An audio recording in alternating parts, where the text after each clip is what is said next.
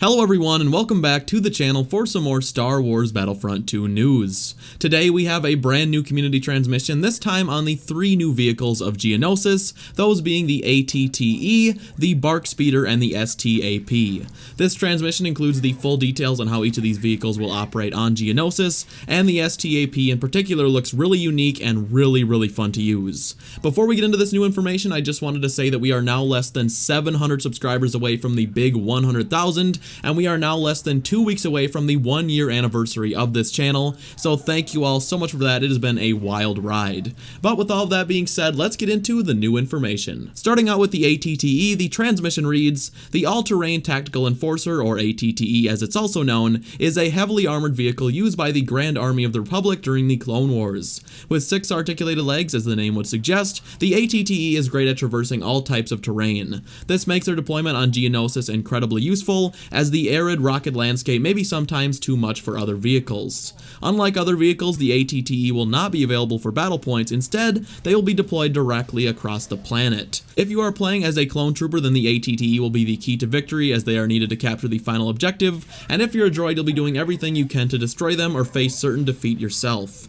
The ATTE remains as one of the biggest off-rail vehicles we've ever built for Star Wars Battlefront II, and we can't wait to see them marching across Geonosian landscape. The transmission also lists off the primary weapon and abilities for the ATTE, those being the laser cannons, the mass driver cannon, tactical support, and ion charge. The transmission says the 4 ball turret laser cannons are the primary weapon of the ATTE, and that they will fire in an alternate pattern and cause damage to anyone they hit, as you would fully expect. The first ability is the mass driver cannon, which transitions the ATTE into siege mode, allowing for ion charge to be fired instantaneously. It says ion charge is also used to disable the hard cells so they can be damaged by other weapons, and does come with a very long cooldown.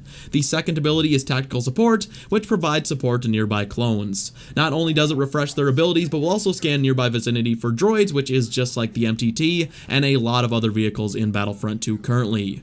For the ion charge, the ATTE stops moving, changes pose, and transitions into siege mode yet again, and this allows for the mass driver cannon to use a special ammunition type, the sonic charge. It says the sonic charge is used to disable the hard cells so they can be damaged by other weapons. The final feature is the mobile spawn point, and apparently the clone troopers are able to spawn directly onto an ATTE, which is really interesting. Most vehicles cannot be spawned on with the squad system, but apparently you can with the ATTE, which should make them even more powerful because you're going to have a heck of a time taking down an ATTE if there are constantly clone troopers spawning right on it. When it comes to the vehicle's weakness, the ATTE, like most vehicles, is very resistant against standard blaster fire, but droids who are able to get close will be able to take advantage of the softer armored plating on the underside of the ATTE, allowing them to do very impactful damage. That's just like pretty much any mobile vehicle in the game. It's way easier to take them down from their weak spot instead of bothering firing into the rest of the armor, unless you have ion shot equipped or something similar. With all that information, it's pretty clear the ATTE is really unique, and while some of the abilities are similar to vehicles we already have, the ATTE isn't on rails like comparable vehicles, which I think will make this one really fun.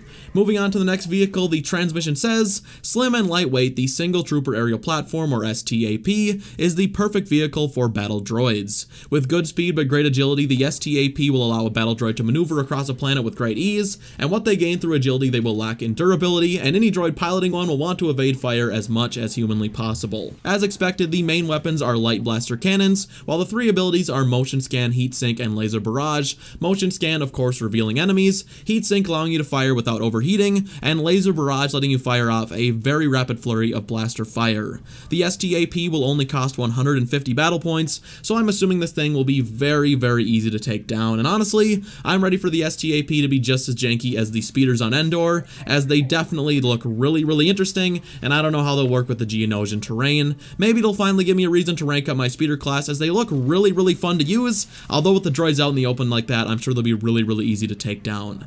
Finally, we have the BARC Speeder. The transmission says that similar to the STAP, speed and mobility are the key for the Biker Advanced Recon Commando Speeder. Fast and aggressive, the BARC Speeders will provide clone troopers with a great means of transportation across the planet, but they suffer from a lack of durability as expected. The weapons and abilities are identical to the STAP, with light blaster cannons as the primary and heatsink, laser barrage, and motion scan being the abilities.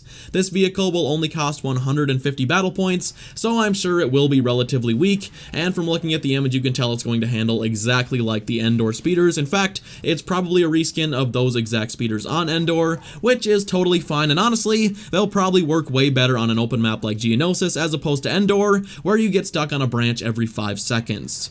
The transmission ends by saying that that's it for this transmission, but they'll be back with even more information very soon. Next week, DICE will be taking a deep dive on Obi-Wan Kenobi ahead of his release in the Battle for Geonosis update. They'll be touching on his abilities, appearances, and maybe a few other things too, so don't miss it. So, what you can take from that is we can look forward to an Obi-Wan release, probably sometime next week, maybe just next Tuesday or next Monday, with more information on what is to come. Overall, looks like Geonosis is shaping up to be a pretty fleshed out map, which I am definitely excited for. But guys, that is going to do it for today's video. If you did enjoy, I'd definitely appreciate it if you could drop a like, and I will see you in the next one. Bye.